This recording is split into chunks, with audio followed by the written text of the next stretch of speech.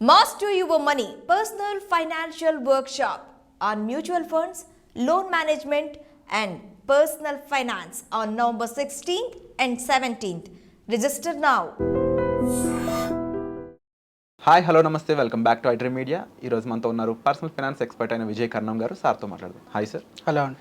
Sir, రీసెంట్గా నా ఫ్రెండ్కి మ్యారేజ్ అయ్యి పిల్లలు పుట్టారనమాట, ట్విన్స్ ఇద్దరు. అయితే వాళ్ళ అబ్రాడ్ ఎడ్యుకేషన్ కానీ లేదంటే వాళ్ళ ఎప్పుడో ఒక 25 years తర్వాత ప్లానింగ్ అంతా తను ఇప్పుడే చేసుకుంటున్నాడు. అయితే యాజ్ ఏ పర్సనల్ ఫైనాన్స్ ఎక్స్పర్ట్గా మిమ్మల్ని అడగమన్న ఒక క్వశ్చన్ ఏంటి అంటే, తన పిల్లల చదువుకి ఒక 10th వచ్చే టైంకి ఒక 25 lakhs, ఇంటర్ టైంకి ఒక 50 lakhs, గ్రాడ్యుయేషన్ టైంకి ఒక 1 crore ఇంత లంసం క్రియేట్ చేసుకునే స్కోప్ ఉందా, ఉంటే దానికి దారి ఏంటి అని అడుగుతున్నాడు. మీరేం చెప్తారు? డెఫినెట్గా అండి, ఇది మంచి ప్లానింగ్ అనే చెప్పుకోవచ్చు మనము. ఎందుకు అంటే ఇంతకుముందు మన పేరెంట్స్ కానీ ఇంతకుముందు ఉన్న జనరేషన్స్ కానీ వాళ్ళు అంటే అవేర్నెస్ లేకపోవడము, లేకపోతే వాళ్ళకున్న కమిట్మెంట్స్కో, అప్పుడున్న రిసోర్సెస్ కానీ అప్పుడున్న శాలరీస్కి కానీ ఇంత ప్లానింగ్ అనేది ఇట్స్ నెక్స్ట్ టు ఇంపాసిబుల్ అండి. అప్పుడున్న ఎకనామికల్ సిచ్యువేషన్స్ ప్రకారము కొంతమందికి ఫుడ్ ఉండడమే కష్టము, కొంతమందికి డీసెంట్ లైఫ్ స్టైల్ ఉండడమే కష్టం. ఇప్పుడు కొంచెం మన గ్రోత్ మంచిగా ఉంది, అందరూ కొంచెం ఎడ్యుకేటెడ్ అయ్యారు, రిసోర్సెస్ అనేది పెరిగిపోయాయి. ఇప్పుడు సాలరీడ్ ఎంప్లాయీస్ అంటే ఓన్లీ సాలరీడ్ కాకుండా వాళ్ళకి 2-3 రిసోర్సెస్ పెట్టుకుంటున్నారు. Second income either it might be through a part time business చేసుకోవడం అన్నా కానీ, లేకపోతే ఒక 5-6 people కలిసి ఒక చిన్న బిజినెస్ రన్ చేయడం కానీ, లేకపోతే వాళ్ళకున్న అసెట్స్ని రెంటల్ ఇన్కమ్గా తీసుకోవడం కానీ, లేకపోతే ప్యాసివ్గా మనం చూసుకుంటే మ్యూచువల్ ఫండ్స్లలో పెట్టుకొని రెగ్యులర్గా విత్డ్రాల్ చేసుకోవడం కానీ, ఇట్లా అంటే నెంబర్ ఆఫ్ రిసోర్సెస్ అనేవి పెరిగిపోయాయి. అందుకే ఇప్పుడు ఏం చేస్తున్నారు అంటే న్యూ ఏజ్ పేరెంట్స్ ఏం చేస్తున్నారంటే చాలా లాంగ్ టర్మ్ ప్లాన్ చేసుకుంటున్నారు. It's really good thing. అంటే ఇది ఒక one of the best happening thing అనమాట. అంటే ఎందుకు అంటే అసలు మనం ప్లాన్ చేసుకుంటే కదా ఇప్పుడు మనం ప్లాన్ చేసుకున్నా కూడా అట్లీస్ట్ ఒక 40-50% చేంజెస్ అవుతాయి. ఇప్పుడు మీరు అడిగారు కదా, ఒక 25 lakhs 50 lakhs 1 crore అని అడిగారు కదా. ఈ 50 lakhs 25 lakhs సరిపోతుంది సెకండరీ. అట్లీస్ట్ మీరు ప్లాన్ చేసుకుంటే అట్లీస్ట్ అక్కడి వరకన్నా రీచ్ అవుతారు. సో ఈ ప్లానింగ్ అనేది డెఫినెట్గా ఇంపార్టెంట్. మీరు అడిగిన దాని ప్రకారం ఒక చిన్న క్యాలిక్యులేషన్ చేసి చూద్దాం ఇక్కడ. ఇప్పుడు సపోజు ఈరోజు పాపకి 0 years, ఒక 1 year తర్వాత ప్లాన్ చేసుకుంటే, పోతే ఆల్రెడీ ప్లాన్ చేసుకున్నారు. అట్లా నెంబర్ ఆఫ్ ఇయర్స్ కూడా నేను స్లైడ్లో చూపిస్తున్నాను. 0, 1, 2, 3, 4, 5, 6, 7, 8, 9, 10 years వరకు ఈ డ్యూరేషన్స్ పెట్టుకున్నాను అనమాట.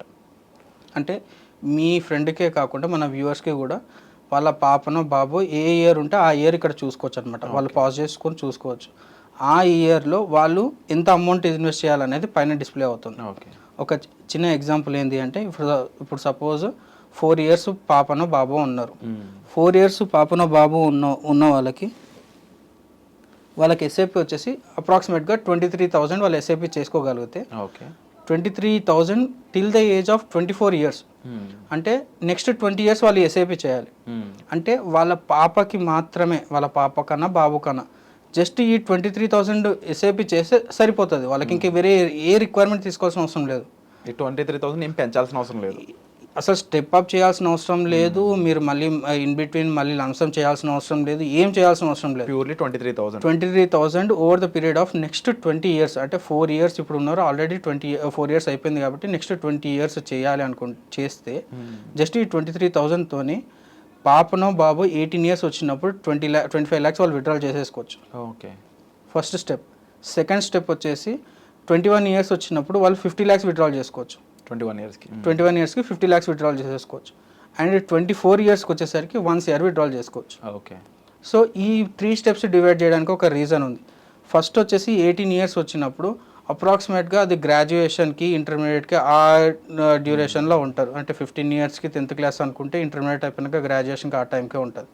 అండ్ నెక్స్ట్ 21 yearsకి వచ్చేసరికి కొంతమంది గ్రాడ్యుయేషన్కి అమౌంట్ కార్పస్ వాడుకోవచ్చు, లేదు అనుకుంటే గ్రాడ్యుయేషన్ అయిపోయిన తర్వాత వాళ్ళకి ఏదైనా చిన్న బిజినెస్ ఐడియా ఉంది, ఏదైనా ప్లాన్ చేసుకోవాలనుకున్న ఈ కార్పస్ వాడుకోవచ్చు.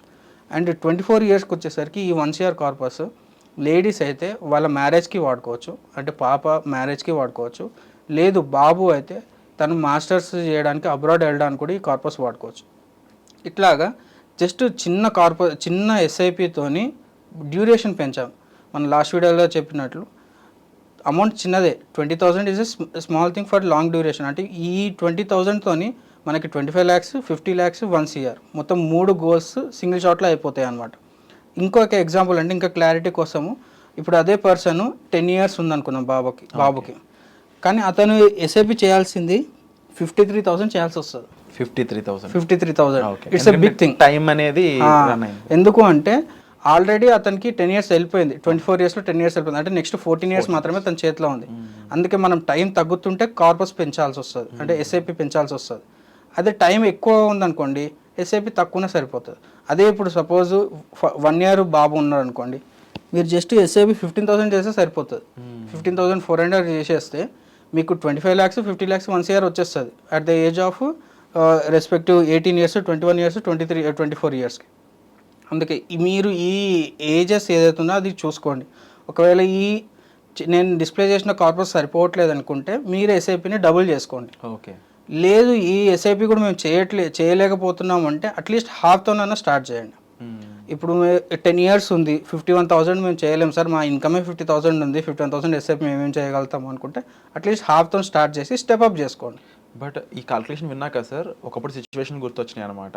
చాలా కష్టపడి పిల్లల కోసం లోన్స్ తీసుకొని కష్టపడి చదివిస్తారు. వచ్చాక వాళ్ళ ఎడ్యుకేషన్ అంతా అయ్యాక వాళ్ళు సంపాదించే 20,000, 30,000, 40,000 వీటితో వాళ్ళు ఒక పక్కన లోన్లు కట్టుకుంటూ పేరెంట్స్ని తిట్టుకుంటూ ఉంటారు. లిటరలీ ఇదంతా ఎందుకు జరుగుతుందిరా అని చూస్తే చిన్నప్పటి నుంచి రైట్ ఫైనాన్షియల్ మేనేజ్మెంట్ చేయలేదు కాబట్టి.